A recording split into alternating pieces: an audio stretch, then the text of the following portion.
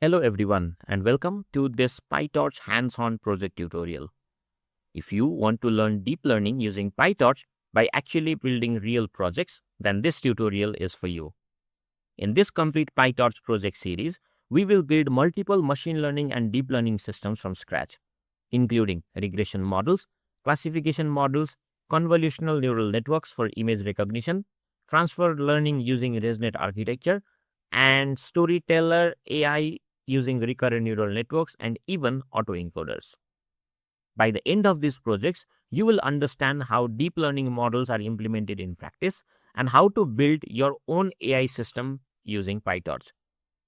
Throughout this tutorial, we will go through several projects that gradually increase in complexity so you can build a strong practical understanding step by step. We will begin by linear regression using PyTorch, where you will learn the basic workflow of training neural networks, including defining models, computing loss functions, and updating parameters using optimization algorithms. Next, we will extend this idea to multi-feature regression, where the model learns relationship using multiple input variables instead of just one. After that, you will move to classification problem. First, we will build a binary classification model where the neural network learns to distinguish between two possible classes. Then, we will move to multi-class classification where the model learns to categorize data in multiple categories. And once we establish these core concepts, we will move into deep learning for images. We will build a convolutional neural network for handwritten digit classification using the MNIST dataset, where you will see how neural network automatically learns features from image data. After that, we will explore transfer learning, where we will take a practical pre-trained ResNet model and adapt it for sign language recognition. This will be a demonstration of one of the most practical techniques used in modern deep learning systems. Next, we will build something really interesting, an AI storyteller from scratch. In this project, we will train a character-level text generation model using recurrent neural networks, allowing the model to generate text character by character based on patterns it learns from data.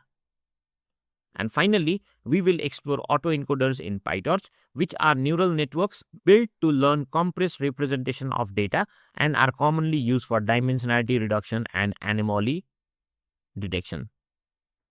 By the end of these projects, you will have a strong practical understanding of how deep learning models are implemented using PyTorch and how to apply these techniques in real-world applications. So, in the following videos, we will go through each of these projects step by step. Let's begin with our first project, where we will implement linear regression using PyTorch. In this video, we're going to implement a simple predictive model for housing price prediction using PyTorch.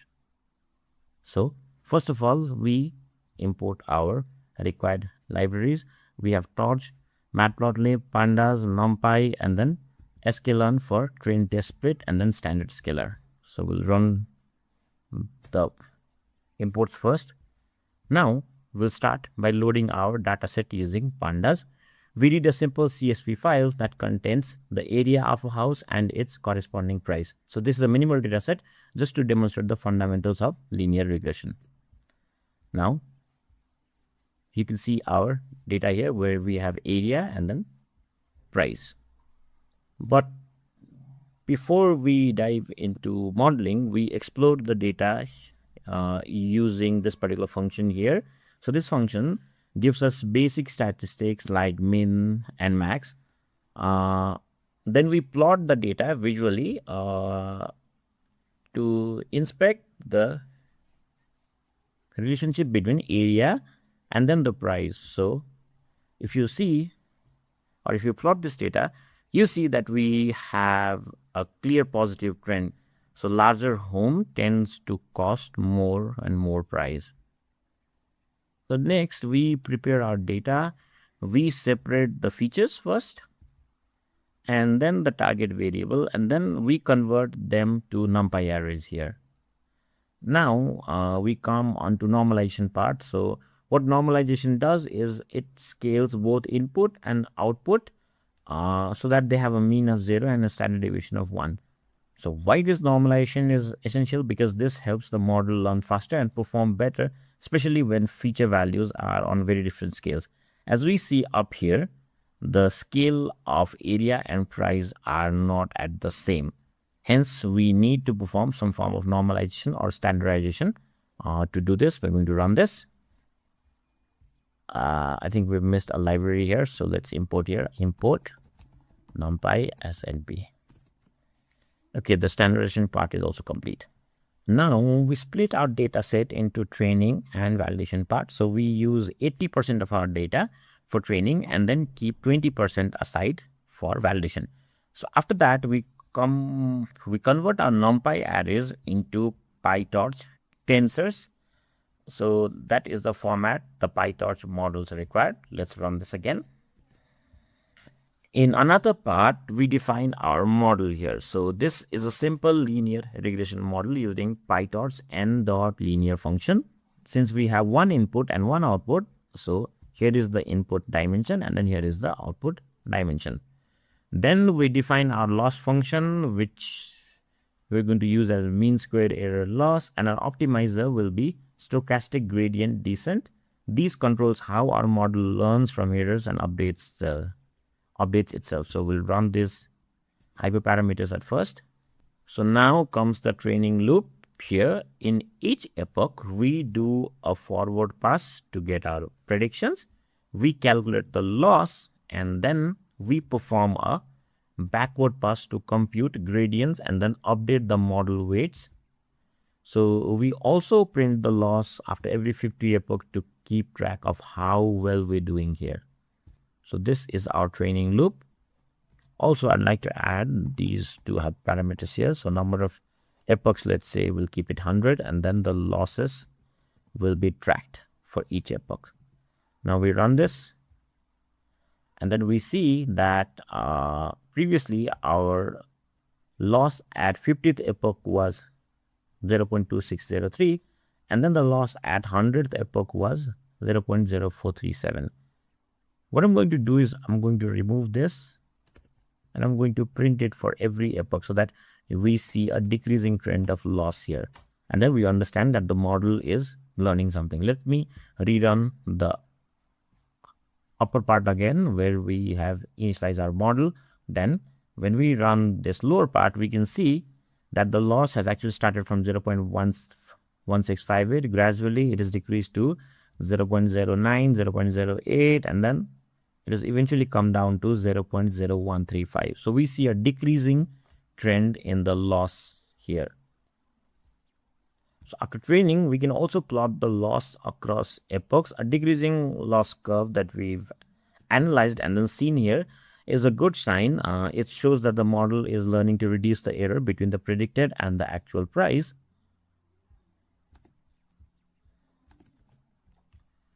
Now we'll make some real world predictions. So we have defined a function that takes the housing area as input, scales it, and then scales it using the same scalar we used earlier and then pass it through the model. So the model gives us the scaled output and which we then inverse transform to get the actual predicted price. So finally, we evaluate our model. Example, we have an input area of 3750. The model predicts a price based on what it has learned. And then here's the output. The price shown is $689,581. So this is a reasonably accurate prediction given our simple data set. So this is the complete implementation of a very simple prediction model where we've used just one feature and then predicted the price based on that particular feature here. If we implemented a simple linear regression model using just a single feature, the area of house to predict its price. So in today's tutorial, we're stepping up our game by working with many features or multiple features. We'll build a more powerful model today that uses features like area, number of rooms, and maybe number of floors to predict house prices. So without any delay, we'll dive right in. First of all, we'll import our required libraries and then we'll load our data set. And we'll take a look at a few rows using df.head. So this will help us verify that all the columns are correctly labeled and present and loaded in our data set. So yeah, if we see here, we see column like area, rooms, and floors, and then the corresponding price. So area, rooms, and floors will be our feature variable, whereas price will be our target variable. To better understand the relationship between our feature and target variable, we'll use this cbonds library pair plot function. So what it does is it creates a scatter plot between all pairs of columns and histograms for like each individual features, which will help us in identifying any strong correlations or maybe locating outliers visually. So let's run this. And now we'll take a closer look at this pair plot. So if you're new to machine learning or data science, this might seem a bit overwhelming at first to you, but let me break it down for you step by step. So a pair plot is basically a grid of plots that let you visually explore the relationship between every pair of features in the dataset, including your target variable. So if you now see this plot, we have all the features in the x-axis along with the target variable, and the same thing in the y-axis as well. So first of all, we'll try to focus on these diagonal plots here. These diagonal plots are one for each individual feature. So what these show is they show histograms to show how each and every features are present in our data set. So for example, we see a bell-shaped curve here, right? So a bell-shaped curve shows a normal distribution for us. So understanding the spread of each feature helps us understanding whether scaling is required or not. So the other plots that you see that are not on the diagonal are basically scatter plots. So each one show how two variables are correlated to each other. In our area versus price plot, we see an upward trend here, right? So basically we see that dots moving from the lower left to the upper right here.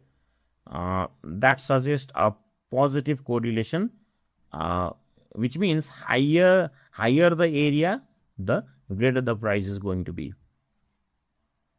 So these kind of visual analysis is basically super useful when we train a ML model.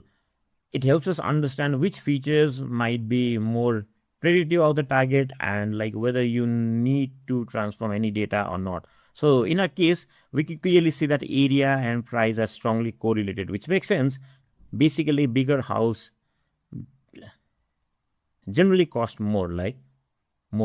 So features like rooms and floors may also show moderate correlationship or like a moderate positive relationship with the price. We separate the features and target variables. So X contains our independent variables, basically the area, rooms, and floors, and then the Y contains the dependent variable, which is the price. So let me run this. So to make the training more stable and efficient, so we basically normalize both the input feature and then the target variable using standard scaler. We did this in the previous video too. If you haven't checked that out, I'll again keep the link up there. So please go and check that video out once so that you understand it properly.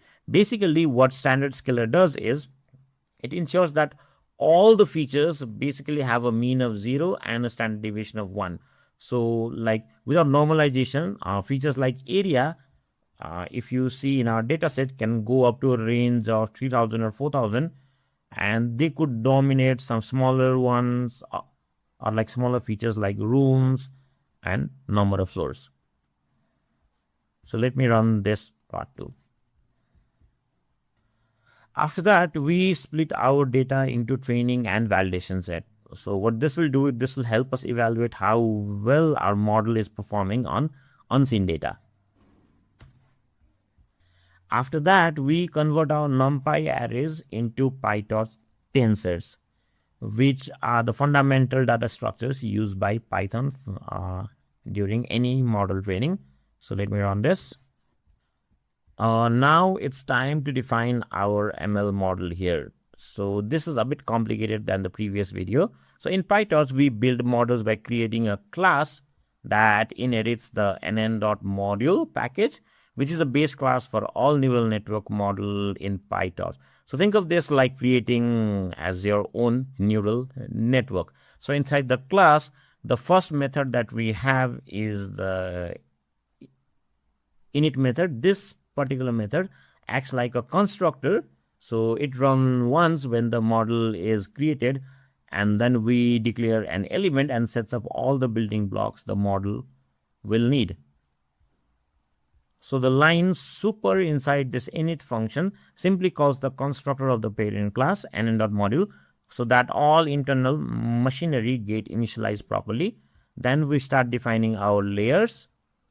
So this is our first fully connected layer, which takes in 3 input features: area, number of rooms and floors, and produce 16 different outputs or neurons here. After that, we add an activation function, which is ReLU. So ReLU stands for rectified linear unit, and it introduces non-linearity to our model. So without non-linearity, no matter how many layers we stack, the model would simply behave like a linear model. So non-linearity helps us in converging our result as a part of our efficient model. So next, we again stack a second dense layer where the input features are 16, which is produced by the previous layer, and then the output features are 8, which is again followed by a ReLU.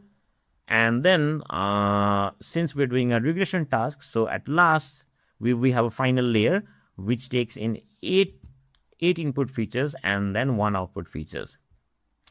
Then we move on to the forward function. So this is where the actual computation happens when you pass the data into the model here. Think of this like as a method, as a flow of data through the layers. The input first goes to the linear layer 1, passes through the ReLU, then goes to linear layout 2, passes through ReLU, and then finally goes to the output layer. So this structure is typically also known as a feed-forward neural network design. So why did we add so much depth to our model rather than including just one simple linear layer here? So while you can use just like one simple layer for like a simple task, what adding depth does is it makes the model more powerful. So as long as we have enough data and proper regularization, these model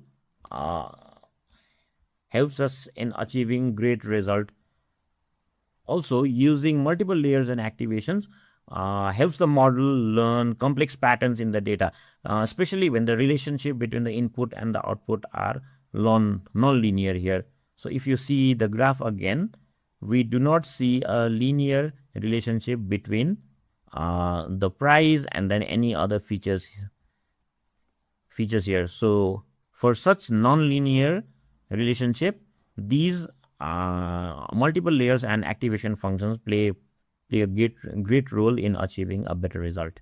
So we then create an instance of our model, and then we define a loss function, which is the mean squared error loss, which is kind of standard for like regression problems, and then we choose Adam optimizer for efficient training here. So now we move on to training the model part, where we look for 300 epochs, make predictions on the training set, calculate the loss, backpropagate the gradients, and then update the weight here. And also in every 50 epochs, we print the loss to monitor our progress. So let's do this. Okay, as you can see,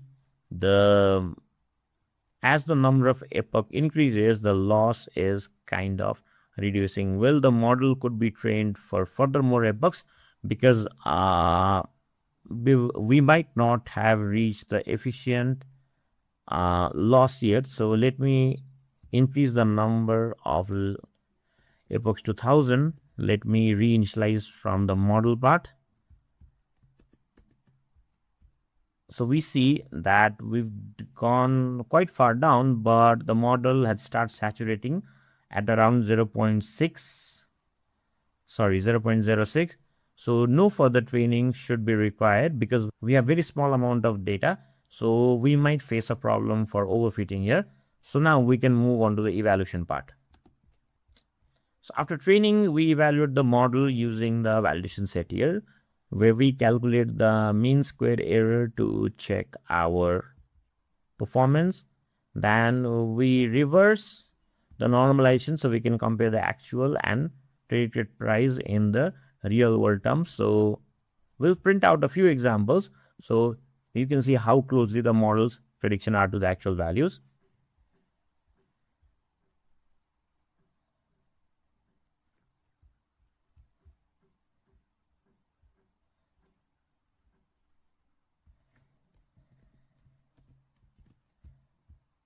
So as you can see, the actual values for the first prediction was 532,000. The model predicted 508,000. Well, it's okay. We'll have some loss here. So the model will not be 100% accurate. For the second prediction, there was a difference of around 30,000. For the third prediction, there was a difference again of around 30,000. For the fourth prediction, the difference was around 40,000 somewhere. And then in the fifth prediction, it was again around 30,000. So we could assume a deviation of plus minus 30,000 in terms of the prediction for this particular model here.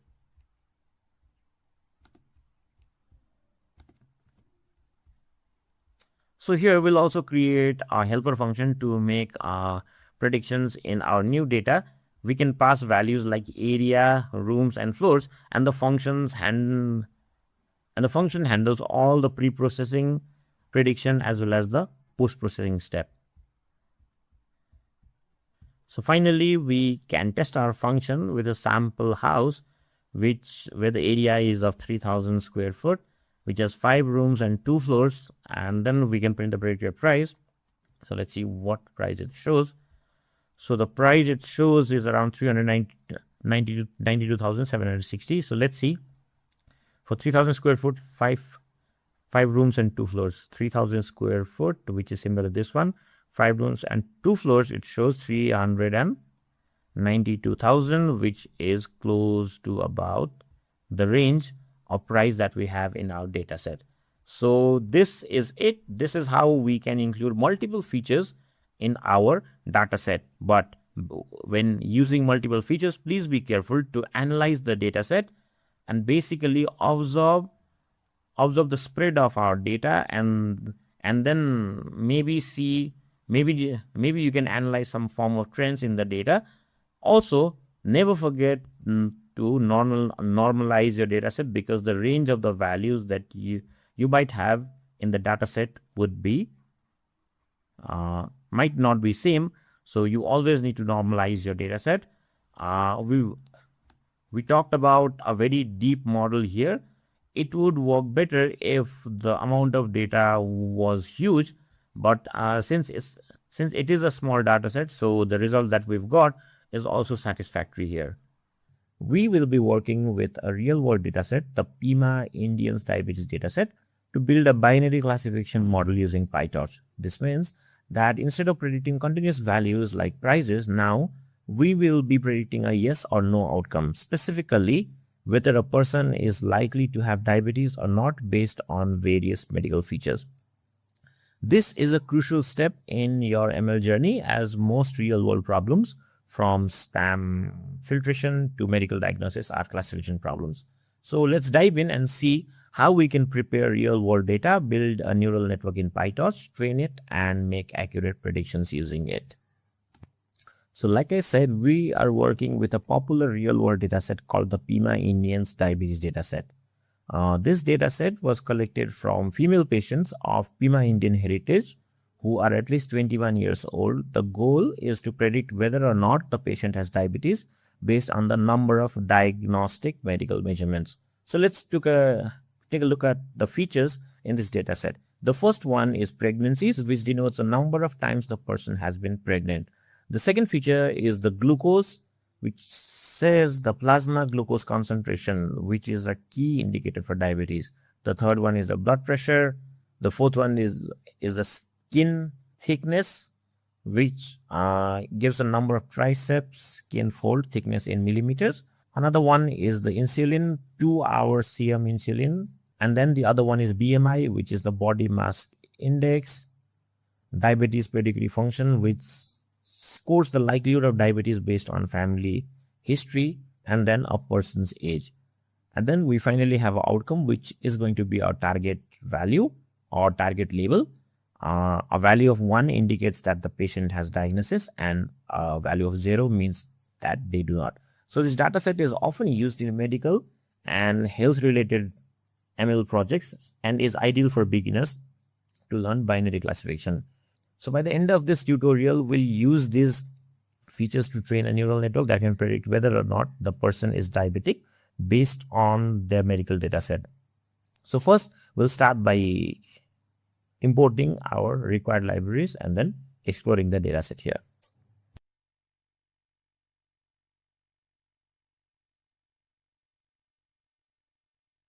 So to begin with, we import the pandas library, which is essential for data manipulation in Python. We then load our dataset using the read CSV function of pandas and store it in a data frame called df. So this dataset contains medical information used to predict diagnosis. Using df.head, we display the first few rows to get a sense of what the data kind of looks like, the column, the feature names, and sample values. We then check for any missing data using df.isNull.sum because missing values can interfere with the model training. Then finally, we call the df.describe function to generate summary statistics for each feature like mean, minimum, maximum, and quartile values. So this helps us understand the distribution and scale of our data, and it's a crucial first step before data cleaning or pre-processing, which is also known as exploratory data analysis. Now that we've explored the dataset, let's prepare it for training. First, we separate the features and the target. We drop the outcome column from the data frame to create X, which contains only the input features, and we store the target labels, which is the diabetes outcome, in Y. Then we use train test split from scikit-learn library to split the dataset into training and testing sets. We set aside 20% of data for validation and use a random seed of 42 to make sure the results are reproducible here. So after that, we perform feature scaling using standard scaler. Now this is again an important step because I've talked about it in my earlier videos too. This is important because neural networks train more efficiently when the input features are on similar scale. Then we feed the scaler to the training data and then apply the same transformation to both the training and validation features. This ensures that all the features are centered around 0 with a variance of 1, which helps the model converge faster during training.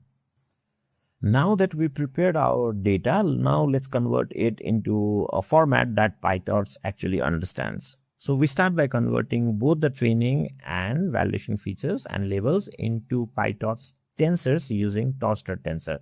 So we specify the data type here too as float32, which is the standard data type for most of the PyTorch operations. For the labels, we also reshape them using .view function so that the shape matches what the model expects, one output per example. Then next, we define our neural network model by creating a class called diabetes model that inherits the torch.nn.module function, torch.nn.module class, which is the base class for all neural networks in PyTorch. So inside the model's constructor, the init method, we define 3 layers. The first layer is the input layer. So our dataset basically has 8 features. So the input layer takes in 8 values and then passes them to 16 neurons. These 16 neurons are like detectors which begins to identify basic patterns and relationships in the data. Then we have a second layer, which is a hidden layer that takes 16 outputs from the previous layer and then reduces them to 8. Now this helps the network narrow down and refine the learned patterns, kind of like zooming in on what matters the most. And then we have a final layer. So the layer takes 8 inputs from the hidden layer and then compresses them to a single number, because we're trying to predict a binary outcome, diabetic or not. So after this final layer, we apply the sigmoid activation function using nn.sigmoid. Now, the sigmoid, the function here, plays a key role in converting the model's raw output into a probability between 0 and 1. Now, this is crucial for binary classification because it allows us to interpret the output as close to 0, which assumes the person is likely diabetic, or close to, because it allows us to interpret the output as close to 1, which means the person is likely diabetic, or close to 0, which means the person is likely not diabetic. So without sigmoid, the model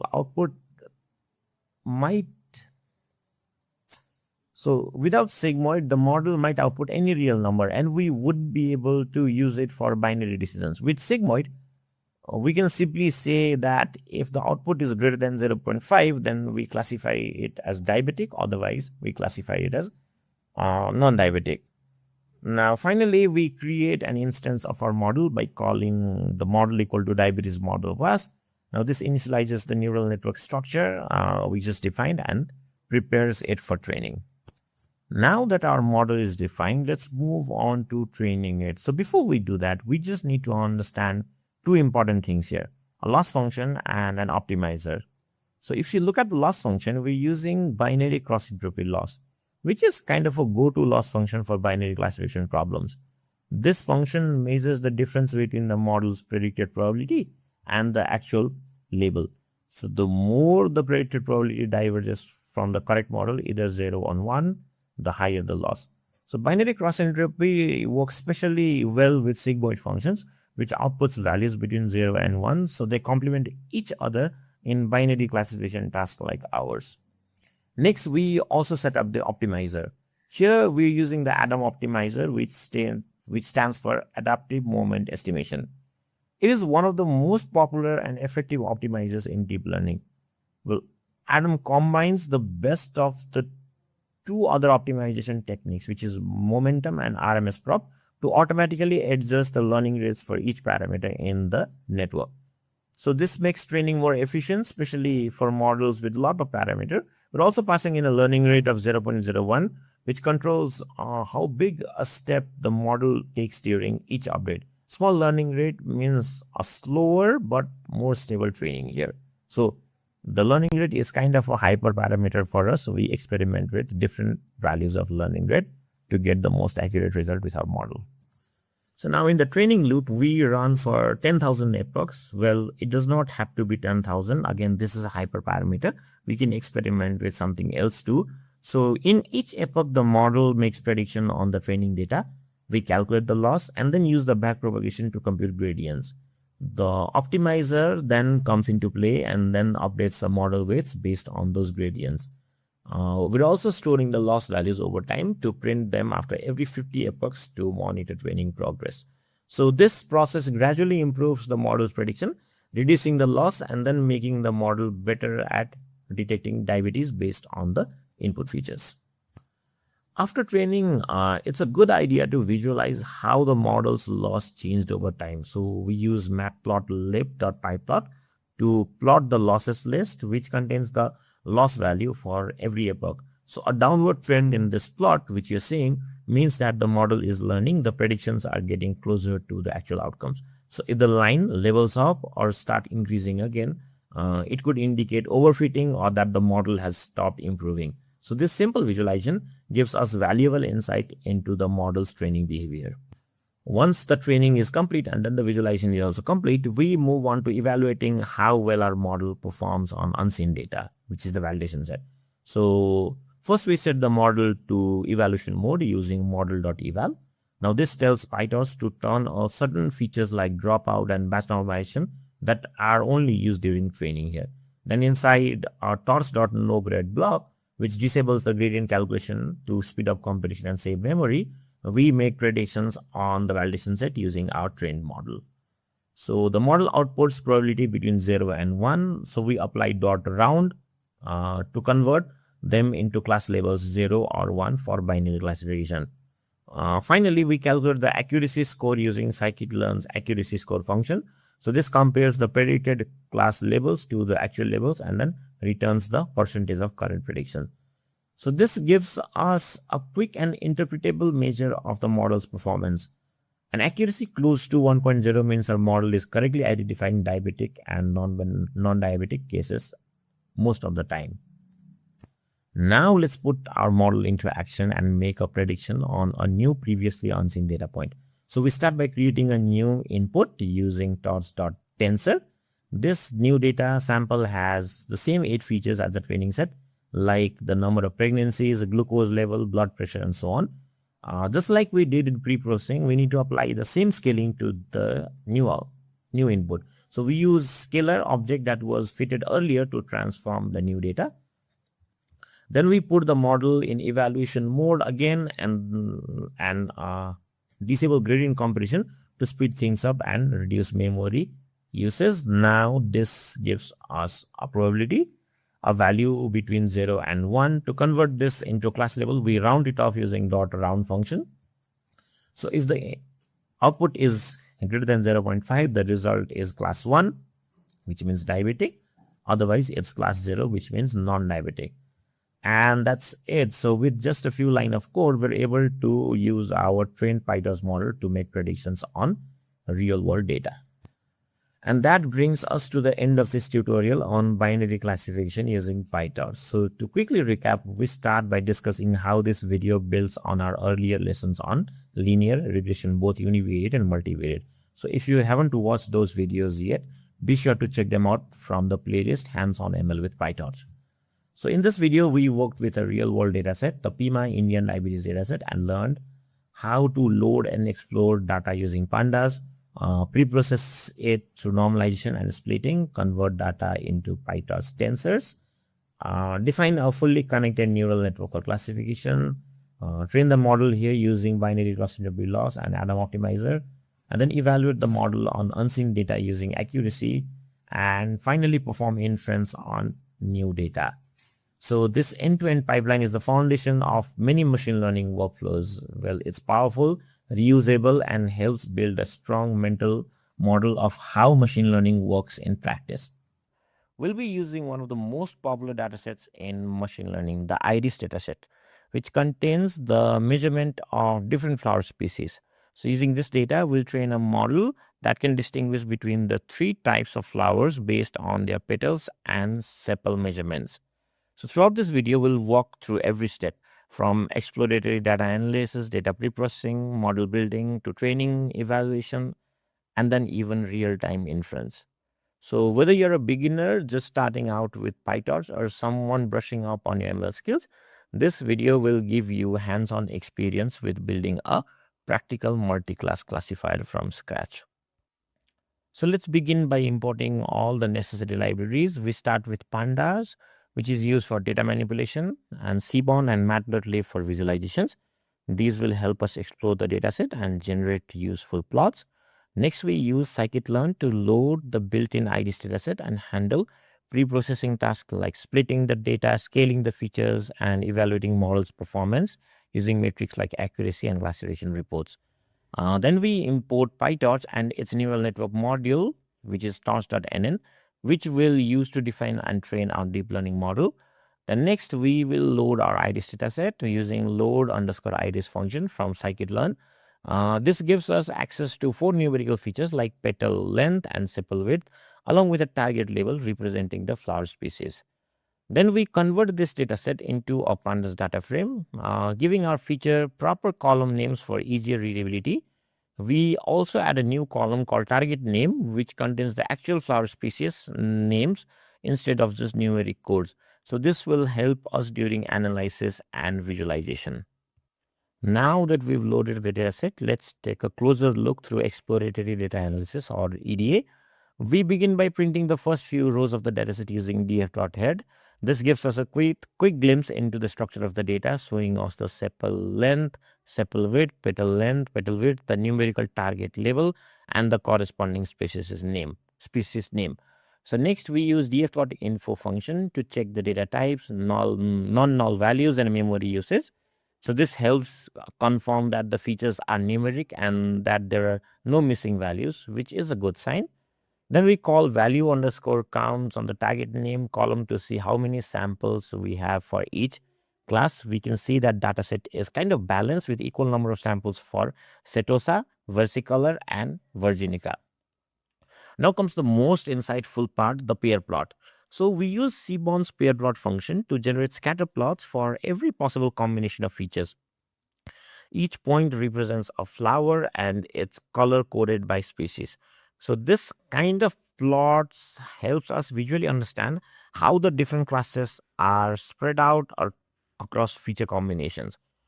For example, you'll notice that Sentosa is clearly separated from the other two classes when plotted against petal length and petal width, which tells us that these features are especially useful for classification. On the other hand, versicolor and virginica overlap more, meaning they might be slightly harder to define, and the model will have to work a bit harder to tell them apart. So this visualization step is crucial not just to understand the data better, but also to decide which features are the most informative. After the pair plot, let's dig deeper into how each individual feature varies across three flower classes using box plots. So in this loop, we iterate through each of the four numerical features like sepal width, petal length, and petal width, and plot a box plot grouped by the target name, which is the species. So box plots are a great way of visualizing the spread, central tendency, and outliers in data. So each plot shows a box for every class representing the interquartile range, the middle 50% of the data. The line in the middle is the median value, and any added point outside the whiskers are considered as potential outliers. So these plots allows us to compare how each features differs between species. For instance, you might notice that petal length and petal width vary significantly across the three species, with Setosa having notably lower values. So this reinforces our earlier observation from the pair plot that petal measurements are strong indicators of species. Overall, these box plots gives us a clear visual understanding of how discriminative each feature is, and that's key for building an accurate classification model. Now that we've explored the dataset, let's move on to data preprocessing, a crucial step before feeding data into a machine learning model. So we start by splitting the dataset into features and labels first. The variable X contains the four numeric input features: sepal length, sepal width, petal length, and petal width. And Y contains the target class, which is represented by integers 0, 1, and 2 for the three flower species. Next, we use train test split from scikit-learn to divide the data into training and validation set. We use test size equals to 0.2, meaning 20% of the data is reserved for testing or validation. We also use a stratify parameter to ensure that all classes are evenly represented in both the training and validation sets. So this prevents the class imbalance during training and testing here. So after splitting, we apply feature normalization using standard scaler. Now we have been doing this since our first video. So this scales all the features. So they have 0 mean and one standard one variance. And this is important because models like neural network can converge faster and perform better when the inputs features are on a similar scale, especially when we are using gradient descent. We first fit the scalar on the training data and then transform both the training and validation sets here. Remember, you should always fit the scalar only on training data to avoid the data leakage. So this completes the pre-processing step. Now we have clean scale data ready to be converted into PyTorch tensors. Our next step is to convert the feature sets and labels into PyTorch tensors. So PyTorch model expects input data in the form of tensors, which are multidimensional arrays similar to NumPy arrays, but with additional capabilities for GPU acceleration and automatic differentiation if needed.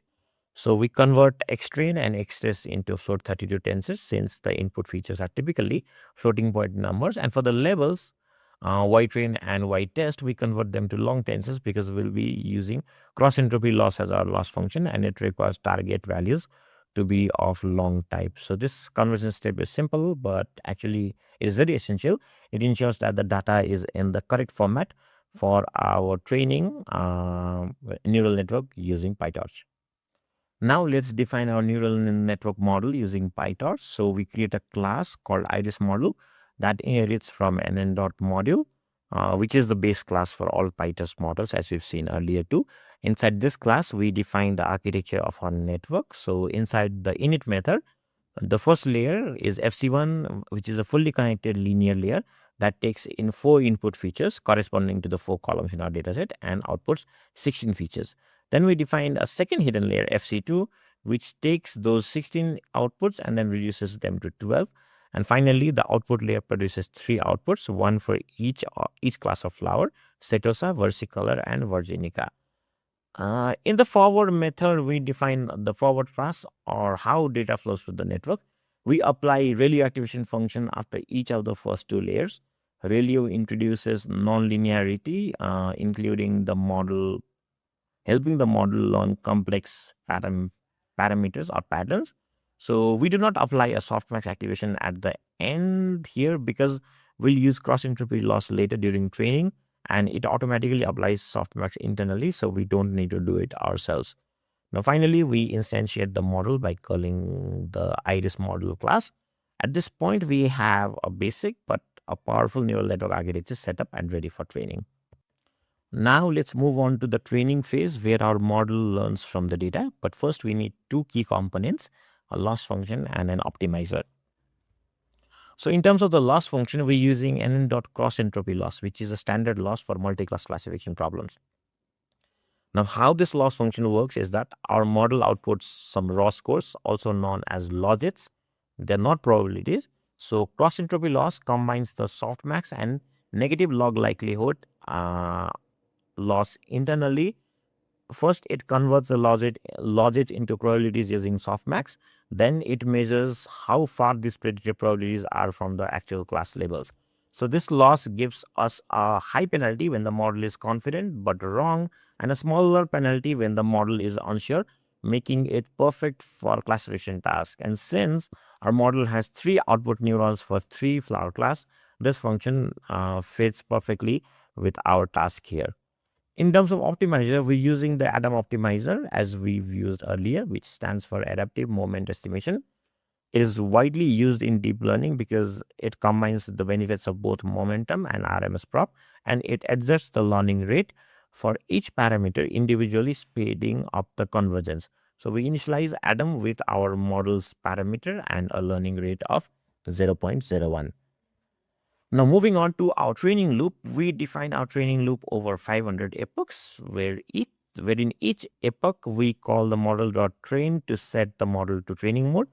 We then reset the gradients using optimizer.zeroGrad.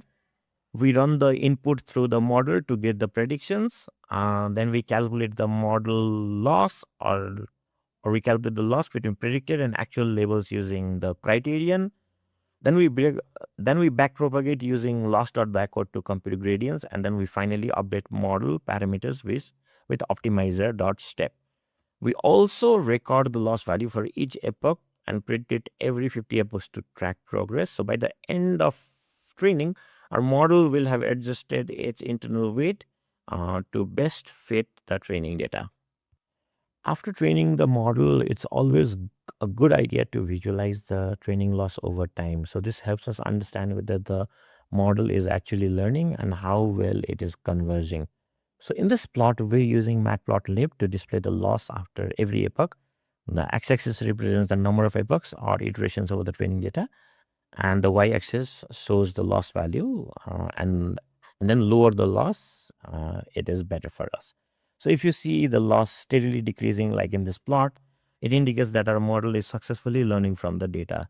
However, if the curve is flat or oscillating very widely, that seems to be a sign of a problem, like a learning rate that's too high or maybe a poor data quality. So this visualization gives us quick insight to the training process and is a vital tool or vital debugging tool for every machine learning practitioner. Now that our model is trained, it's time to evaluate its performance on the test set, the data it hasn't seen before. So we first switch the model to evaluation mode using model.eval and use torch.nograd to turn off the graded calculation. So this speeds up the inference and then also reduces the memory usage. Then we feed the test data to the model and use torch.argmax to get the predictor class with the highest score for each sample, since this is a multi-class classification problem. Then we calculate the accuracy score, which simply tells us the percentage of current predictions. So for example, an accuracy of 0.9667 means that the model correctly predicted about 96.67% of the test samples, which is a strong result for us. But accuracy alone isn't enough. That's why we print a classification report which provides detailed metrics for each classes here. So the first thing in the report we see is precision, which tells that out of all predicted instances for a class, how many were actually correct. The second one is a recall, which tells us that out of all instances of a class, or out of all actual instances of a class, how many did we predict correctly? The F1 score is the harmonic mean of precision and recall, giving kind of a balanced measure. And support is the actual number of instances in the dataset for each class. So for each flower in the iris dataset, Setosa, versicolor, and virginica, we get a breakdown of how well the model performed. So this detailed report helps identify whether the model is favoring one class more than the other or whether it's making consistent mistakes, which is actually crucial for debugging and improvement of our machine learning model.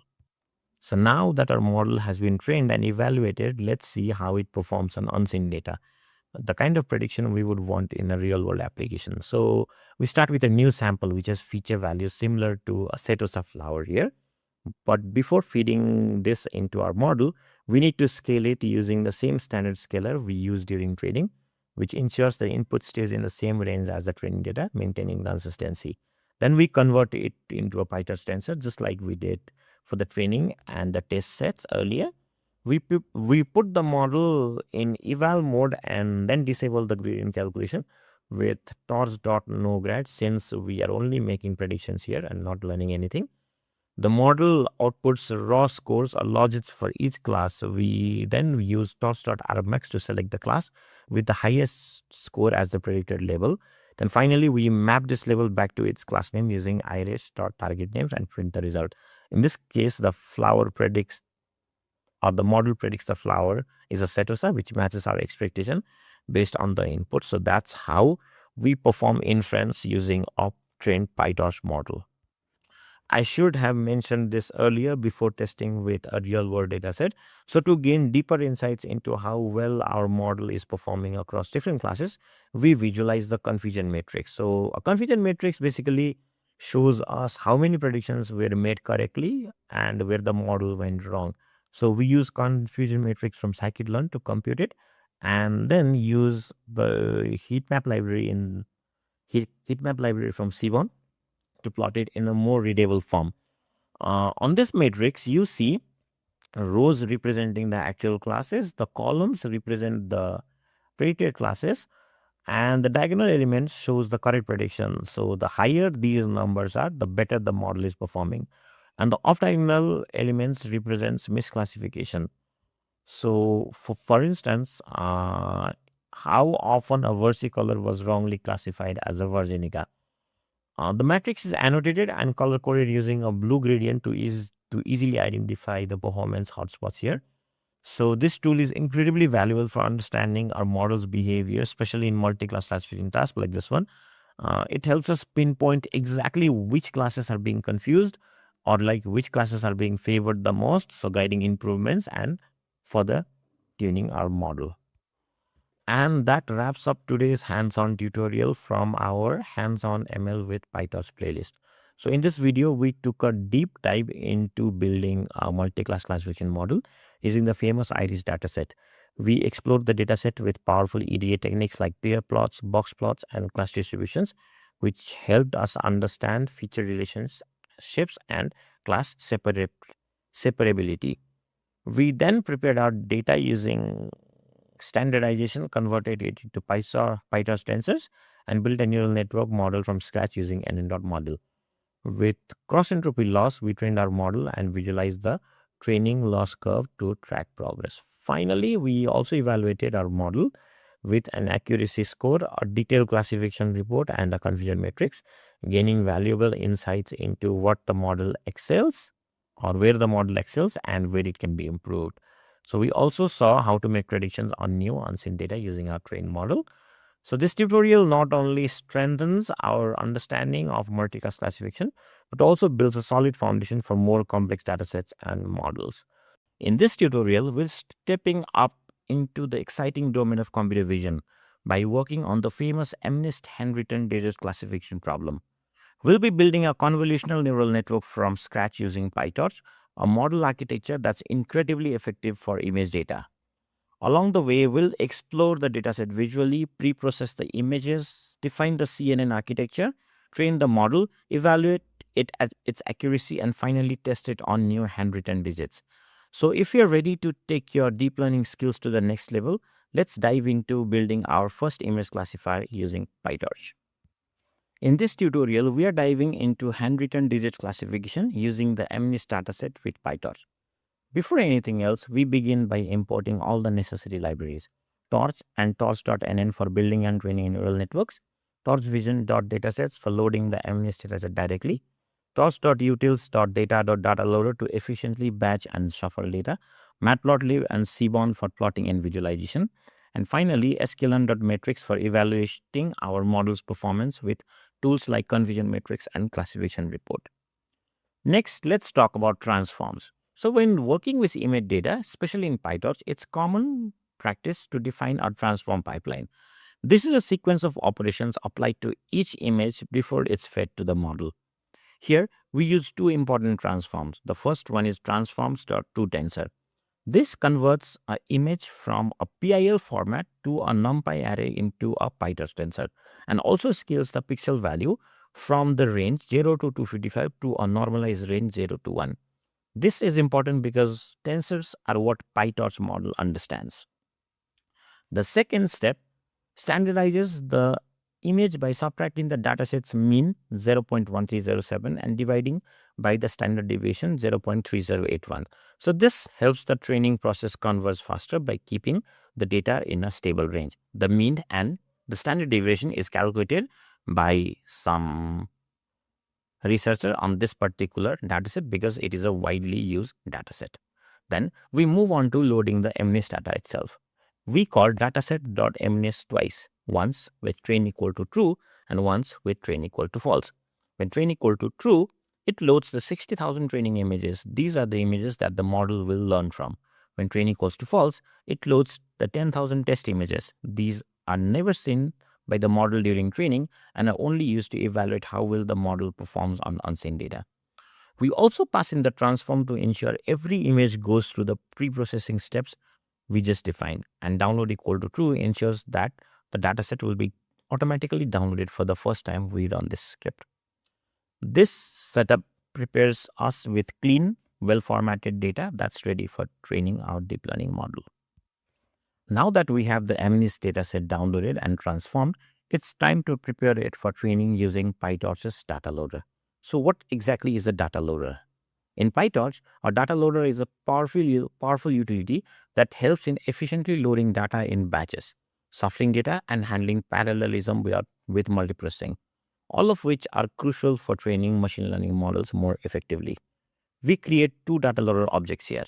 Train loader is for the training dataset. We set the batch size to 64, which means the model will process 64 images at once.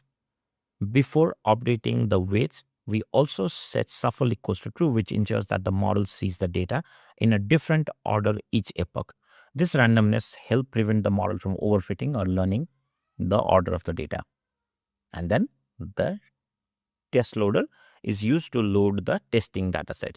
We set a larger batch size of 1000 since we won't be updating the model during evaluation. We also turn off shuffling by setting shuffle equal to false because we don't need to randomize the order during testing.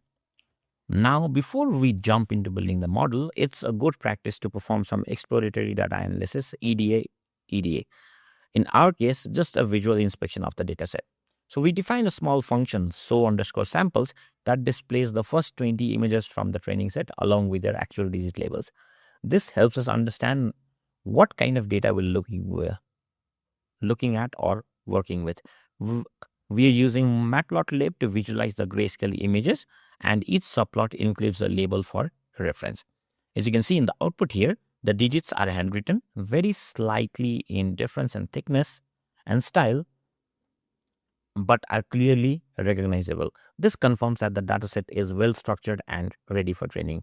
Now, with the data inspected and loaders ready, our next step is to build a neural network model that will learn to classify these digits accurately. But before jumping into building the neural network model, let's take a moment to do one more quick exploratory check. Something that's often overlooked but extremely important, the class distribution. We're going to analyze how the digits classes are distributed in the training set. Are some digits underrepresented? Are others more frequent? This information helps us ensure that our dataset is balanced, because a model trained on imbalanced dataset can become biased towards the measured D classes.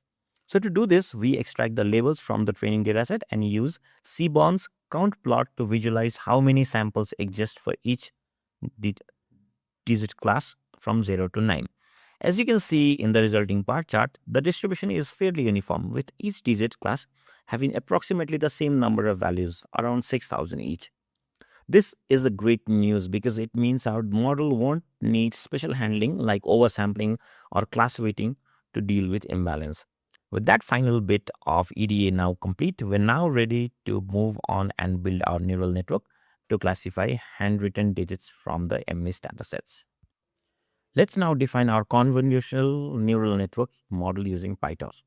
We begin by creating a class called CNN model, which inherits from NN.model. This is the base class for all neural networks model in PyTorch. In the constructor, we define the architecture of our CNN step by step. The first layer is a convolutional layer defined as conv1. This layer takes in the grayscale image with one input channel and applies 16 different filters, each of size 3 times 3. We've added padding to ensure that the output size remains the same as the input. This layer's job is to detect low-level features in the images like edges, the building blocks of visual understanding. Next, we introduce a max pooling layer. Pooling doesn't learn parameters like convolution does, but instead it reduces the spatial size of the feature maps. In our case, we apply 2 by 2 pooling,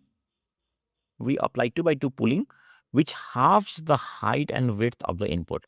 This helps reduce computational cost and makes the model more robust to small transitions in the image. We then add second convolutional layer con2, which takes 16 output channels from the previous layer and applies 32 new filters. This layer allows the network to learn more complex pattern. Think of it like combining simple edges into shapes. Again, we follow it up with another max pooling operation to further reduce the spatial size. At this point, our original 28 by 28 image has been compressed to 32 feature maps of size 7 by 7, a compact and meaningful representation. Now that we've extracted rich features from the image, it's time to interpret them. So we flatten the feature map and pass them through a fully connected layer with 128 neurons. This dense layer acts like a decision-making unit, interpreting the features and they figuring out which digit they most likely represent. Finally, we have our output layer, a fully connected layer with 10 neurons, one for each digit from 0 to 9. This layer outputs raw scores for each class known as logits. These logits will later be converted into probabilities when we compute the loss using cross entropy, which handles softmax internally. So this architecture gives us a compact but powerful model that's well suited for image classification tasks like MNIST. It combines the strengths of convolution for spatial understanding with dense layers for final decision making. Now that our model is defined, it's time to specify how it learns, and for that we need two key components, the loss function and the optimizer. We begin with the loss function, and in this case we're again using the cross entropy loss. This is the go-to choice for multi-class classification problems like MNIST, where we have 10 possible digit classes. Here's how it works. The model outputs raw scores called logits, not probabilities. Cross entropy loss then takes those logits and internally applies a softmax function to convert them into the probabilities. It then compares those predicted probabilities with the actual target levels and computes the error. The higher the error, the more the model needs to adjust. Next, we define our optimizer and we're using ADAM, short for Adaptive Moment Estimation. ADAM is one of the most popular optimizers in deep learning because it combines the best of two techniques, momentum and RMS prop. It adjusts the learning rate for each parameter individually, making it faster and more efficient during training. We set the learning rate to 0.001, which is a common starting point. This learning rate determines how big a step the optimizer takes while updating weights in each iteration. So together, the loss function and optimizer form the learning engine of our model. One evaluates how wrong the model is, and the other helps fix it in the right direction. Now let's move on to the most important phase, training the model. We define the number of epochs, which is the number of times the model will go through the entire training dataset. Here we've set it to 5, which is good for a quick demonstration, though we typically train for more epochs for better performance. Now inside the training loop, we start by setting the model to training mode using model.train. This ensures that certain layers like dropout and batch normalization, if present, behaved appropriately during training.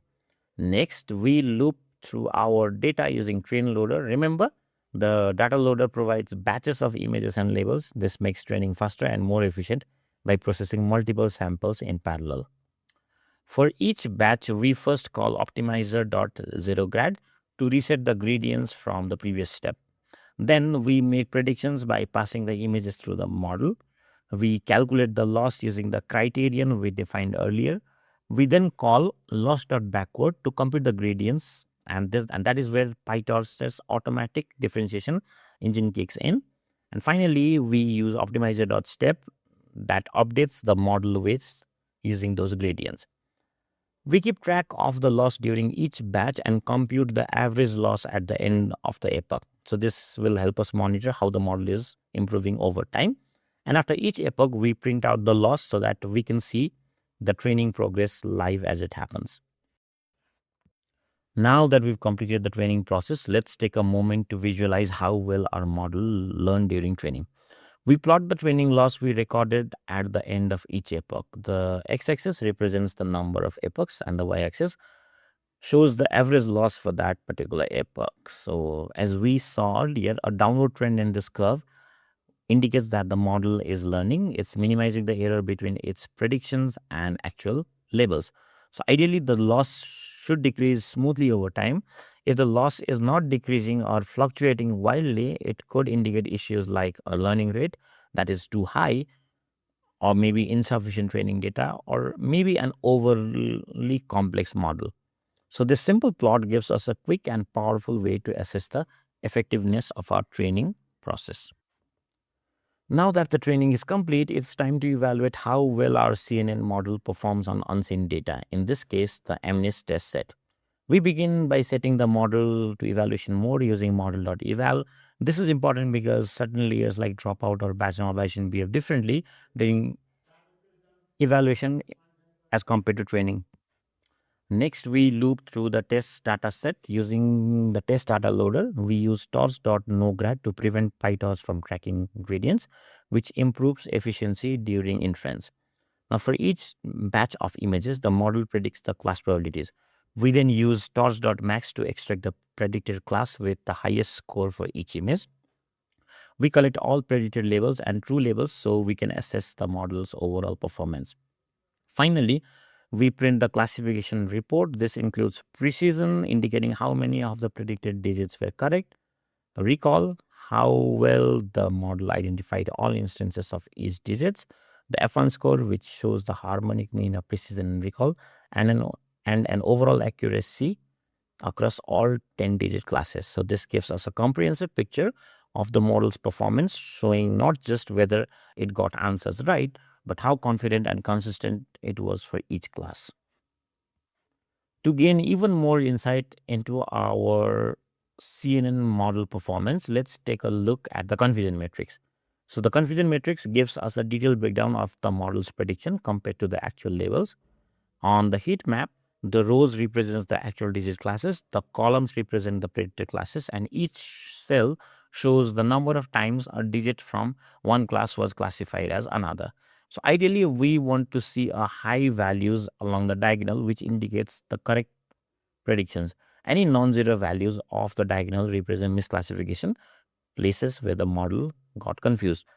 For example, if the number 5 is frequently mistaken for a 3, you'll see a noticeable value in the row for actual 5 and column for predicted 3. So by analyzing this matrix, we can identify which digits are causing the most confusion and potentially use that insight to improve our model, whether by tuning the architecture, increasing data, or augmenting samples. So this wraps up our evaluation phase. Finally, we will now test our model on a single image to see how it performs in action, just like a real world prediction scenario.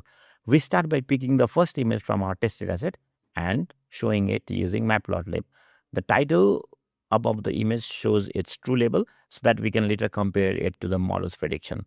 Next, we prepare an image for inference. Since our model expects a batch of images, we need to add an extra dimension to convert the single image into a batch of size 1 using unsqueeze. Then we pass this sample through the trained model and get the output logits. By applying torch.argmax, we extract the classes with the highest score that gives us the predicted digit. Finally, we print out the prediction. If the predicted class matches the true label, it's a good indication that our model is on the right track. So this kind of simple test can be useful for quick sanity checks and building interactive applications with real-world predictions.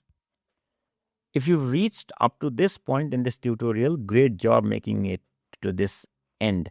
So in this video, we built a complete convolutional neural network using PyTorch to classify handwritten digits from the MNIST dataset. We started with data pre-processing and transformations, explored the data visually and understood its class spread.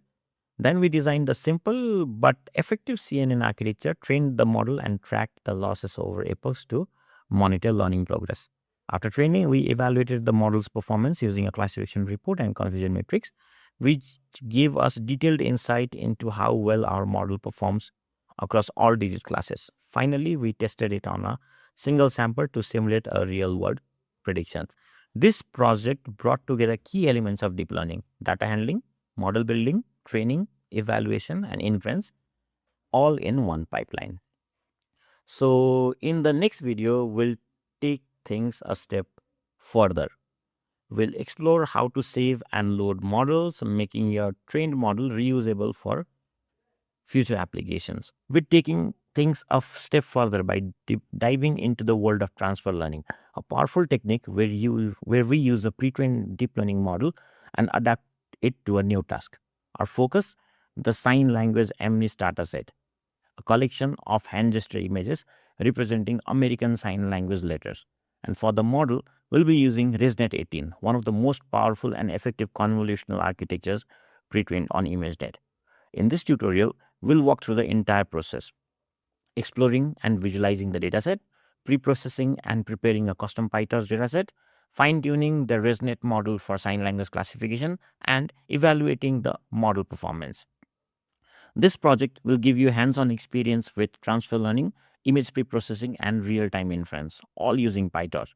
So if you're ready to take your computer vision skills up a notch, let's dive in and start building a powerful sign language recognizer from scratch. We'll begin by setting up our environment with all the necessary variables. We'll start with PyTorch and Torch Vision, which gives us the tools to build and train deep learning models and work with image transformations. We'll also bring in Pandas and NumPy for data manipulation and PIL to handle image conversions. For visualization and analysis, we'll use Matplotlib and Seaborn, great libraries for plotting things like training curves and confusion matrices. And finally, we'll import tools from scikit-learn to help with data splitting and model validation like classification reports and confusion matrices like we did in our earlier videos. With these libraries in place, we're fully equipped to load, explore, process, train, and evaluate our sign language model. Now let's move on to loading the dataset and building our custom PyTorch dataset class. Before moving on to building our custom dataset class, let's set a few configuration parameters that will guide our training process. We'll define a batch size of 64, which means the model will process 64 images at a time during training. This helps balance memory efficiency and learning stability. Next, we specify 5 epochs, meaning the model will see the entire training data 5 times. You can always increase this later if you want better performance. Finally, we determine the device. If a CUDA-enabled GPU is available, we'll use it to accelerate training. Otherwise, it will fall back to the CPU. This line ensures that our code is hardware agnostic and can run smoothly on any machine. With the configuration in place, let's now create a custom dataset class to handle the sign language MNIST data. Now we'll get our dataset ready for training.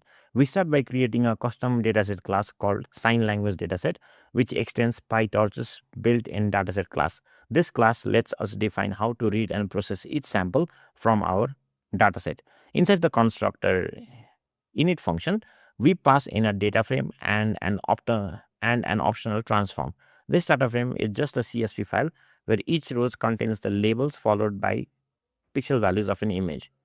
In the len method, we simply return the number of samples, a required step for any PyTorch dataset. Then in getItem method, we extract a sample by its index. The label is in the first column and the rest of the row contains the image data, which we reshape into a 28 by 28 image. Since the pixel values are all integers, we convert them into a proper image using PIL. If a transform is specified, we apply it here. This will be important for resizing and normalizing the images for ResNet. Next, we load the dataset from sign language MNIST CSV files, one for training and one for validation. These files contain hand gestures labeled from A to Y, excluding J. To make our training more robust, we split the original training data into training and validation set using stratification to preserve class balance. Then we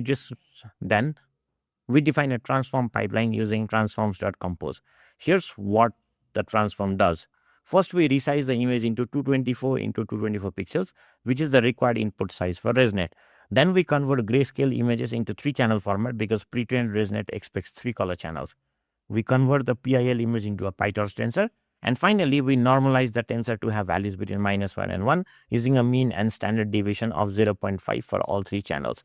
This pre-processing ensures our custom grayscale data can be used with a powerful pre-trained model like ResNet. Next, we'll use this dataset class to create data loaders for training, validation, and testing. Now, it's time to wrap our data into PyTorch data loader objects.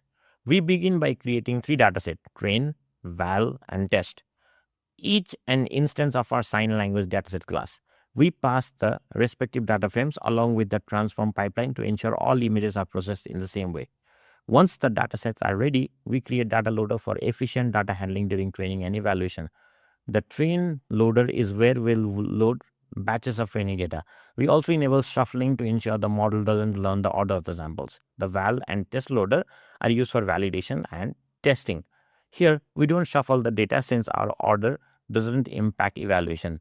These data loaders will help us feed data to the model in mini batches, optimize GPU usage, and keep our training loop clean and scalable. Now comes the heart of our transfer learning setup, loading a pre-trained ResNet 18 model. We're using ResNet, a well-known convolutional neural network that's been pre-trained on ImageNet, a massive dataset of over 1 million images. This gives the model a strong foundation of learned visual features such as edges and shapes. We then modify the final layer of the network. By default, ResNet 18 is designed to classify 1,000 classes from ImageNet, but our sign language MNIST dataset only have 25 classes representing the letters A to Y excluding Z. So we replace the final fully connected layer with a new one that outputs 25 logics, one for each class. Finally, we move the entire model to our computation device, either a GPU if available or fall back to CPU. With our model architecture now ready for training, we'll move on to defining the loss function and optimizer. To train our model effectively, we need to define 2 key components, the loss function and the optimizer. For this multi-class classification task, we are using cross-entropy loss, which is the standard choice when working with classification problem. It measures how far our model's prediction are from the actual levels, and the goal is to minimize this value over time. Next, we use the Adam optimizer, a popular choice for deep learning models. Adam combines the advantages of two other extensions of stochastic gradient descent, AdaGrad and RMSProp, and adapts the learning rate during training for each parameter individually. We've set a learning rate of 0.0003, which usually works well when fine-tuning pre-trained models. Together, these choices help our model converse faster and more accurately as it learns to interpret sign language gestures. Now it's time to train our model. We begin by setting the model to training mode using model.train function. This enables certain layers like dropout and batch normalization to behave appropriately during training. Next, we iterate over our dataset for a number of epochs. In this case, 5 full passes through the training data. Inside each epoch, we loop through batches of images and labels. Each image and its corresponding label is sent to the appropriate device, either a GPU if available or the CPU. Before making a prediction, we call optimizer.zeroGrad to clear out any gradients from the previous step. Then we pass the images through the model to get the output predictions. We calculate the loss between the predicted labels and the true labels using our defined loss function. Calling loss.backward computes the gradients, and optimizer.step updates the model's weights. Now we keep track of the loss across all the batches and point out the average loss at the end of each epoch to monitor training progress. This loop is where the model learns, gradually adjusting its internal parameters to become better at classifying sign language images. With training complete, it's time to evaluate how well our model performs on unseen data. We start by setting the model to evaluation mode using model.eval. This disables layers like dropout and ensures consistent behavior during inference. We also use torch.nograd to turn off gradient tracking, which helps us save memory and computation since we're not updating weights during evaluation. As we loop through the test data, we move the images to the correct device, making predictions using our trained model, and use torch.max to identify the class with the highest probability for each input image.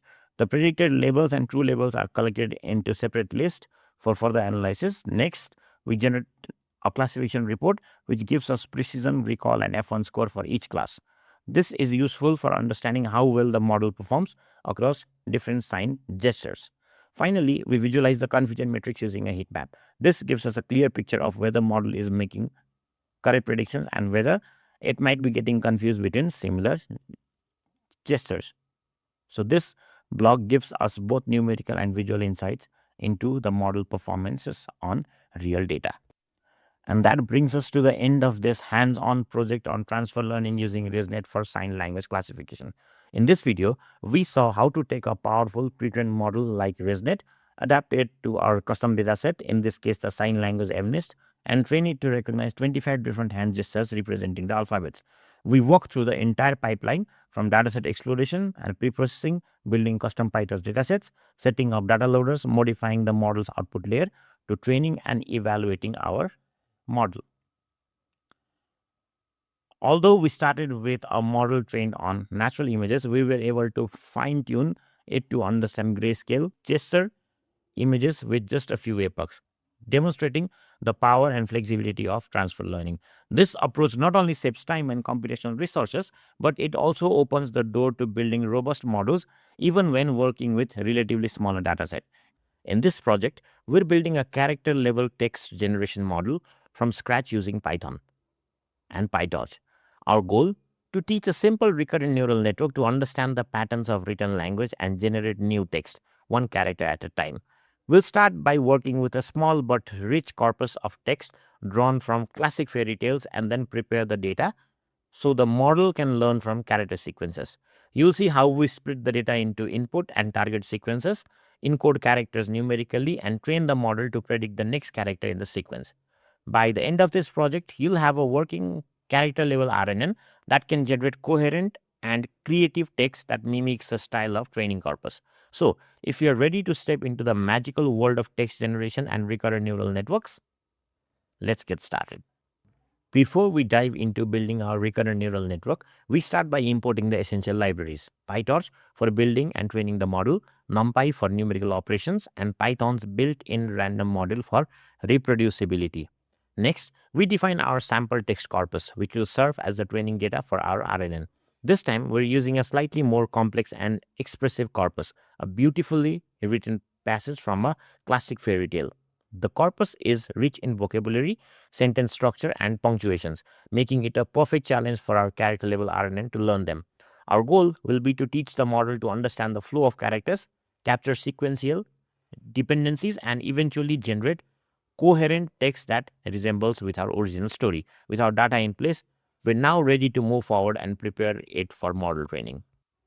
First, we extract all the unique characters from the corpus and sort them to build our character vocabulary. This gives us a complete mapping of every character the model will encounter, including letters, punctuation, and white spaces. We then create two essential dictionaries: character to index to convert characters to their corresponding numerical indices, and index to character to reverse that process and map indices back to characters. These mappings are crucial for encoding our data into numbers that the model can process and for decoding the model's prediction back into human readable text. Finally, we define a fixed sequence length, in this case 20 characters. This means our model will look at 20 characters at a time to learn patterns and predict the next character in the sequence.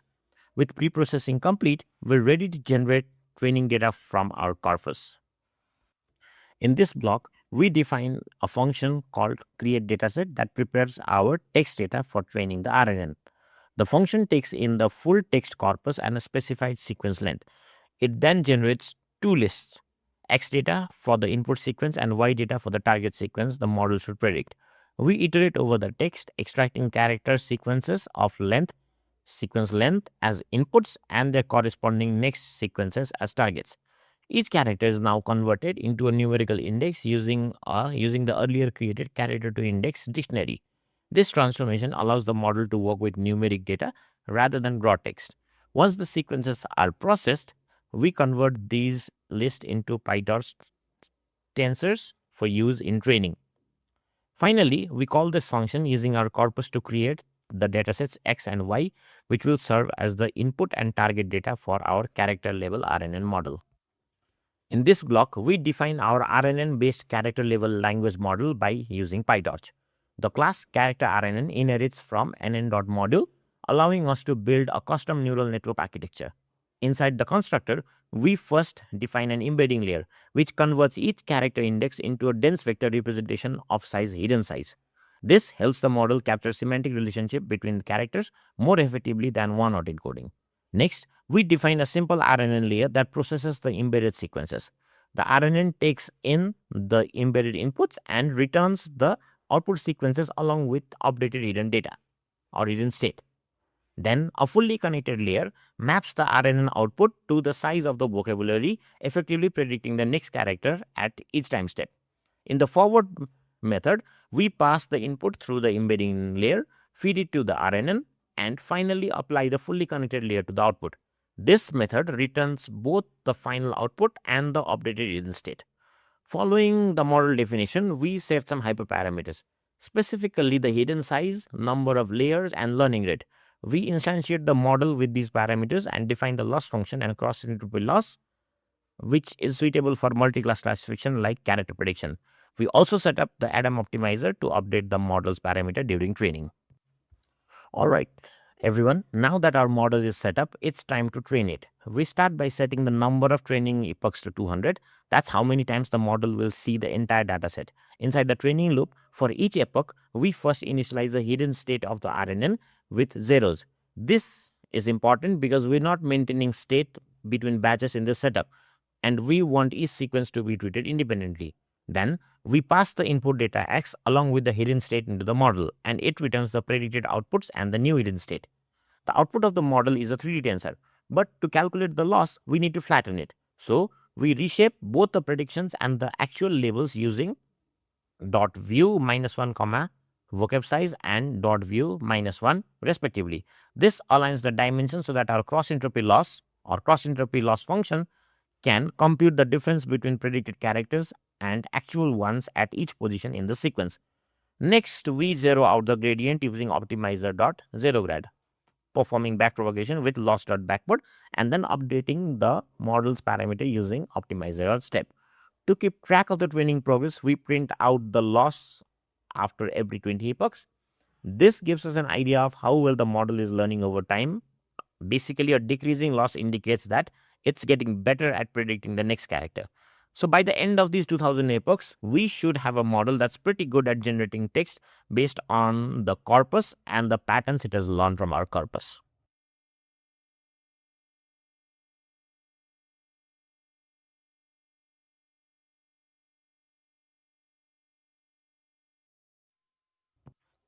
Great. Now that our model is trained, we'll see it in action by generating some text. In this final block of code, we define the generate text function. Here's how it works.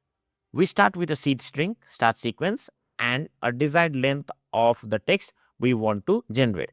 We convert the characters in the start sequence into their corresponding indices using character to index mapping and feed them into the model. The hidden state is initialized to 0, just like during training.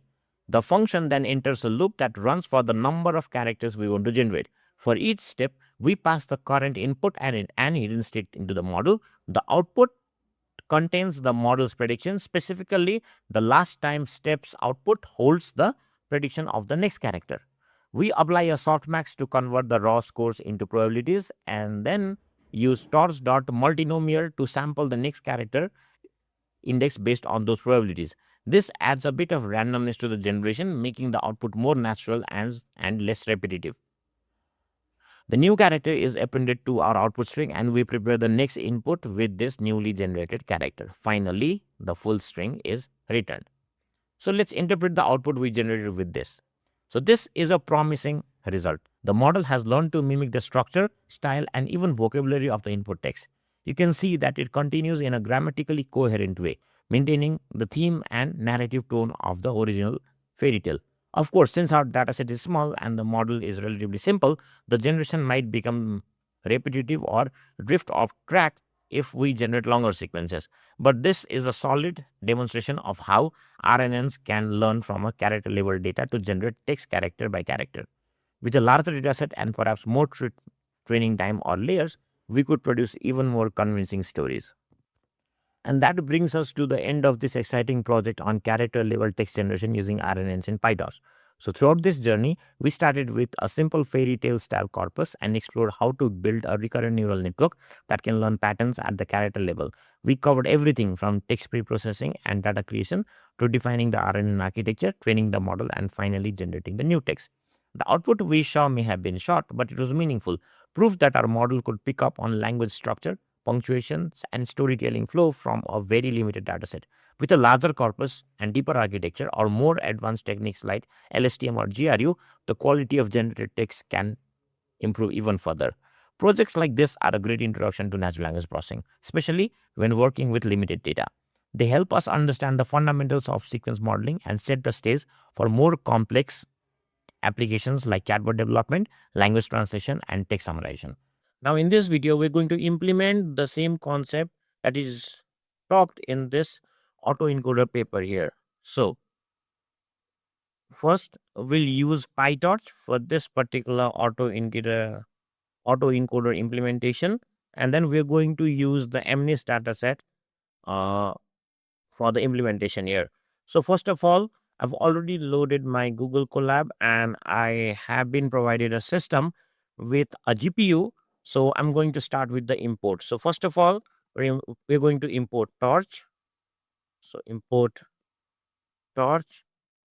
From Torch, we'll import NN, import NN, comma optim for optimizer. And for the data set from Torch Vision, we'll import datasets and transforms, and then we'll import matplotlib.pyplot as plt. So these are the imports that we'll need. Let me run this. Now we will load our MNIST dataset that contains 70,000 grayscale images that contains all numbers between 0 and 9, each sized with 28 into 28 pixels. We will then convert these images into the tensors and then create a data loader to fetch the data in batches for training. So for that, we're going to do tensor underscore transform. Uh, we'll first initialize our transforms here. So transforms dot to tensor. Then we'll load our data set, and that will come from datasets dot mnist. We'll store it in data folder, or I can do dot slash data. We'll use this data for training, and then this needs to be downloaded because the folder is not present there yet, or the data set is not downloaded. And then we'll apply our transformation to this particular data here. So we'll apply tensor underscore transform. Now we'll also initialize a loader, which will come from torch.utils.data.data loader. Then I will connect the data set to this. I'll use the batch size of maybe 16 for now. And then I'm going to shuffle my data before training it. So as you can see, the data set is being downloaded here. And if I open you the file explorer, then we have this data folder that contains the MNIST data that I need. Okay, now we're going to define our autoencoder model here. So in this step, we define our autoencoder model, where it consists of two components. We'll first define our encoder. So the encoder will compress, it will compress the 784 pixels image into a smaller latent space representation or latent representation. And then I'll be using fully connected layers for this one with ReLU activation. Okay, and then we'll have a decoder that will reconstruct 784 pixels image that will be from the latent representation here. And then at last, we'll be using a sigmoid activation as we talked about in the paper here. If you haven't seen that video, please, I'll keep a link down there, and then you can see that video and then come back to this implementation. So now let me define my autoencoder class. It will import nn.module here. Now the init function for this one. I don't need all of these parameters. Let me also remove this return part here. And then I'm going to remove arcs and quarks from inside here. So first of all, I'll introduce my encoder block. This is going to be a sequential model with a lot of fully connected layers as well as activations here. So first of all, I'm going to introduce a linear layer. That linear layer will take the image size of 28 by 28 and then convert it into 128 neurons. So 784 neurons goes down to 128 neurons. Then I'll introduce a ReLU activation to the output of this linear layer. Then again, that particular 128 dimension is going to be reduced to 64 dimension or 64 neurons. I'll again have another ReLU layer here. Let me put a comma below or before, and then another ReLU layer. I'll have another linear layer that goes from 64 neurons to 36 neurons. And then I'll again have a ReLU activation. Then I'll have another linear layer that goes from 36 to 18 neurons. I'll have another ReLU activation. And finally, I'll have my final linear layer that takes me down from 18 neurons to 9 neurons, which will be the final shape of our latent representation here. So this is my encoder block. Now I'm going to do something similar for the decoder block. So nn dot sequential. So we'll have a linear layer that takes the value from 9 to 18 neurons. Again, we'll have a ReLU activation here. Then we'll again have another linear layer that takes it from 18 to 36 neurons. Another linear layer. Then we'll have one more linear layer after the ReLU activation that takes 36 to 64. Then another ReLU, another linear layer that takes it from 64 to 128. I think I missed a comma here, comma. Another ReLU layer, and then finally another linear layer that takes it from 128 to 28 times 28, which means 784 neurons. And then finally, I'm going to apply a sigmoid activation to this. So this is my decoder part. If you notice something here, we have kind of mirrored the exact thing that we have in the encoder into the decoder part as well, because in the paper we also talked about the format of this one. So this particular decoder is going to be a mirror representation of the encoder, having the exact number of neurons as we progress on the right side of this latent space representation here. Okay.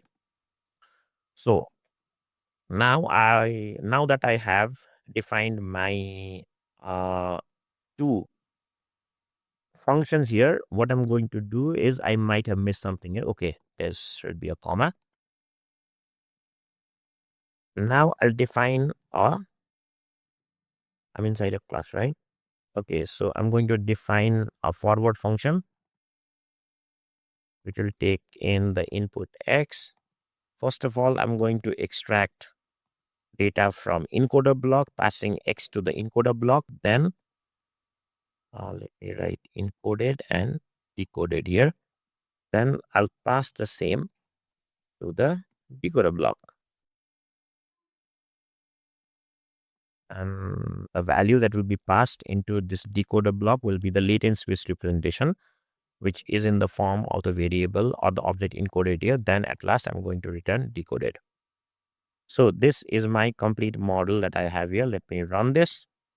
Okay, I have no errors, which means the model I've defined is correct, but I need to verify it again. Then what we're going to do is, after defining the autoencoder, we'll create the instance of this model here. So how do we do that? We can do that using model equals to autoencoder. So this will create the instance of the model. Then we'll use mean squared error as a loss function, since it measures how close the reconstructed images are to the original input. So for our loss function, we'll use nn dot MSE loss. And finally, for optimization, we are going to use the Adam optimizer with a learning rate of 0.001. And then we'll also introduce our weight decay, but we'll not keep the weight decay for now. We'll just write an optimizer dot Adam. And then this is going to optimize the model parameters or the learnable parameters, and the learning rate is 0.001, or I can just write 0.0001, sorry. Or just 20 is, I think, sufficient for now. Okay, now that this is done, the instance of the model is created, and the loss functions and optimizer objects are also created. Now we have moved on to our training model. So in this step, the model undergoes training. Let's define the number of epochs. So the number of epochs, I'll keep it 20 for now. So the training process updates the model weights using the backpropagation and optimization approaches. And then the loss values are recorded during each iteration or will be recorded during each iteration. And we'll also plot our losses to see how our model does over time here. So for now, for outputs, I'm going to keep output in my list, and then I'm also going to track my losses in another list here. So since I'm in a GPU environment, so I'm going to define my device and then instruct the model to use CUDA or GPU if available. Torch dot CUDA dot is underscore available. And then if it's not available, we can use CPU. Okay, then I'm going to convert my model or the autoencoder class instance to our GPU or transfer it to GPU here. So now I'm going to start my training. So for epoch in range norm epochs, and then since we are working in batch because we have introduced data loader, so we need to load every batch of our data and a single batch contains of 16 image, I guess. Let's see. Yes, it contains of 16 image. So what I can do is I can load images. I might not need the labels, and then I will load it from the data loader that I defined. Let me reshape my images to, and then add one more dimension to it because I think the image is grayscale here. So we need at least 3 dimension for the PyTorch to take in the data and then process it. So we're adding an extra dimension on the front here. So, and then I'm going to transfer the data into the GPU as well. Now I'm going to pass it to the model. So model, and then I'm going to pass the images. The reconstructed images are present here. Then I'm going to apply the loss function. So loss function on the reconstructed image as well as the original images that we have. Then I'm going to set my gradient to 0 for the optimizer. I'll perform a back propagation here, loss dot, a loss, right? So loss dot backward. And then finally, I'm going to do optimizer dot step, which is going to update my weights from the back propagation process here. Then what I can do is I can append all of my outputs from each batch and epochs, images. I think I need one more bracket here. Epochs, images, and reconstructed, which means it is going to include the original image as well as the reconstructed image to see how my model is working. Okay, and then finally I can print the loss for each epoch. So epoch plus 1, epoch plus 1 divided by epoch.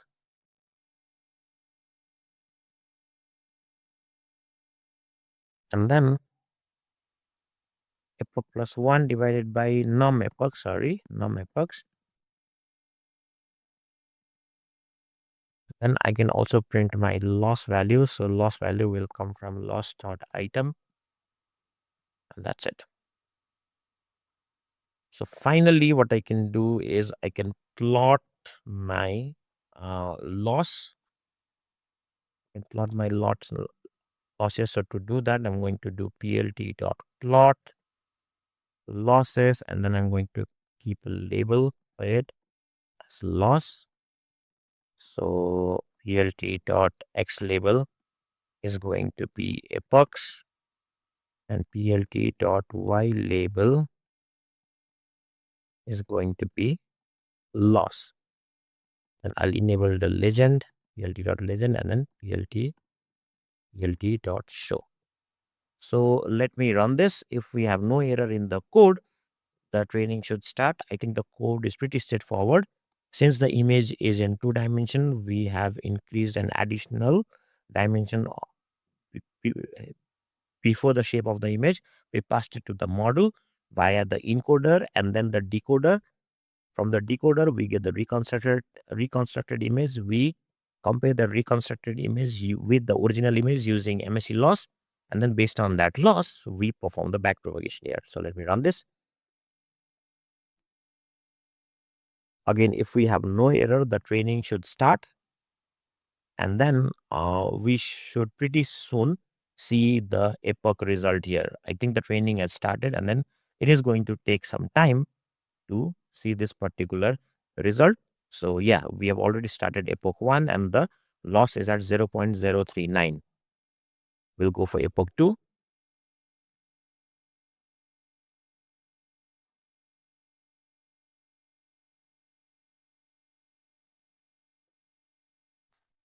So in epoch 2, the loss has gone down from 0.039 to 0.023. We'll pause the video until and unless we complete epoch 20, and then I'll continue once the training is complete here.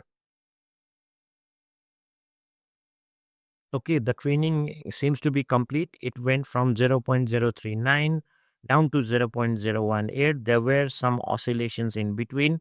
I tried plotting the loss plot, but I forgot to append the loss for each epoch into this particular losses uh, list here. But anyways, the model has been trained for 20 epochs, and now we'll see how the model works for some random data here, or if the model works reconstructs the data well for some random batch of data here. So let me write down the code for this one. So I have taken a certain batch of data from here. I've kept the model in evaluation mode and not in training mode. I don't want the weights to be updated for this particular set of data. I've converted the image to its appropriate shape, which is 1 comma 28 into 28, or 1 comma 28 comma 28, and then passed it to the model here, and then I'm plotting the reconstructed as well as the original images here. So let me run this, and then if we see, the top batch that you see here is the original image that we have, and then the image below is the reconstructed image that is done from this particular original image, converted into a latent space representation and then regenerated here. So the reconstruction looks quite good. What I'm going to do is I'm going to reduce the value of the latent space representation and then check if the reconstructed value degrades or not. So instead of keeping on 9 neurons, I'm going to convert it into just 4 neurons and then have 4 neurons here. Also, what I'm going to do is I'm going to append my loss here. So for this step, I'm going to do losses dot append and then append the loss dot item. I'm just going to train for around 5 epochs, not 20 epochs because that is too long. So 5 epochs. So let me start. I've already loaded my data set. So, or I can just start from the beginning. Transforms, model, objects, number of epoch, and training starts here. So again, it will take some time for the training to be done. So I'll pause the video, and then once the training is complete, I'll come back with the uh, losses for each epoch as well as the loss function. Now the loss curve should work well here. So I'll see you after the training is complete. Okay, the training seems to be complete. Since we have reduced the size of our latent space representation, so the loss has not gone down quite well, but it has gone down to some extent here. It started at 0.030 and then have gone down to 0.028. Now, let me see if the reconstructions are as perfect as they were when the latent space representation size was quite large. So let me rerun this part again, and then you can see that now there is some blurriness in case of the reconstructed images that we have.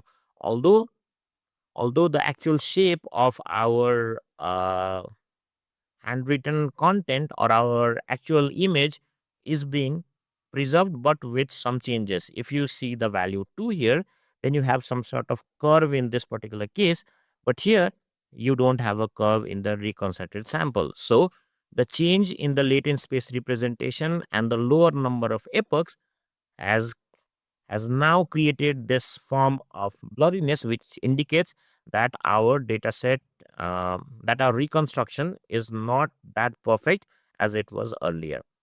So this is all for this video. I hope you understood the implementation very well. If you want, you can also try to implement some convolutional layers into the encoder and decoder, which might give you some good result than the fully connected layers that we have implemented here. And then if you get those results, do comment down below in the comment section, and then share it with everyone. So that is all for this video. If you haven't watched my previous video on breakdown of this particular autoencoder paper, do watch that, and then also follow along this particular code to fully understand the concept of autoencoders and its implementation. And that brings us to the end of this complete hands-on PyTorch project tutorial. Throughout this course, we built multiple machine learning and deep learning systems using PyTorch, starting from fundamental regression model and gradually moving towards more advanced architectures like convolutional neural networks, transfer learning, sequence models for text generation, and autoencoders. The goal of this tutorial was not just to show you PyTorch syntax, but to help you understand how deep learning models are actually built, trained, and evaluated in practice. If you followed along and implemented these projects yourself, you now have a strong foundation in PyTorch and a much clearer understanding of how modern AI systems work. From here, you can start experimenting with your own datasets, improving these models, and building even more advanced deep learning applications. So, if you found this tutorial helpful, consider supporting the channel by sharing the video with others who are learning machine learning and artificial intelligence. Thank you for watching, and I hope this tutorial helped you move one step closer to becoming confident in building AI systems with PyTorch. Happy coding, and I will see you in the next tutorial.